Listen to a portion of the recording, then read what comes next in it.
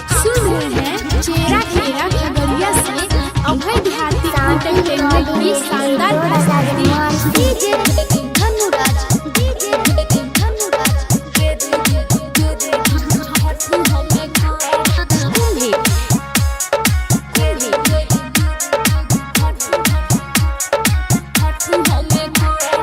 अब की बेरी मुन्ना पापा छठी हमें करब, अब की बेरी मुन्ना पापा छठी हम करब।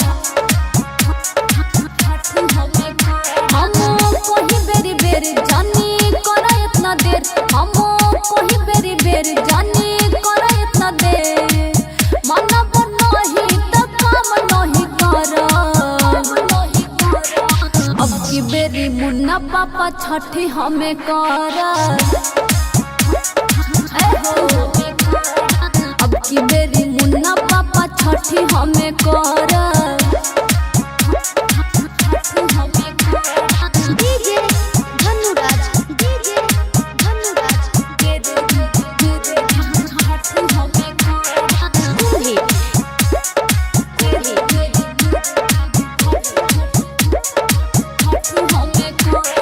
जब जब छठी के तैयारी होता जी, करतानी तभी हमरा से धोखा जी। जब जब छठी के तैयारी होता जी, करतानी तभी हमरा से धोखा जी। मानिला बात तबे चल जइहा और अब की बेरी मुन्ना पापा छठी हमें करब।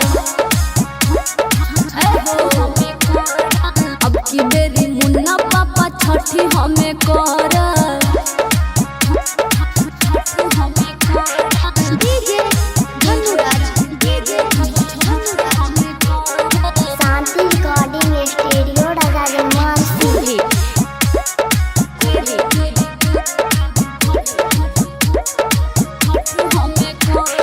राइट सुलेंदर सब घाट चले ले, गोरे लाल दुभिया छिलाए लगले।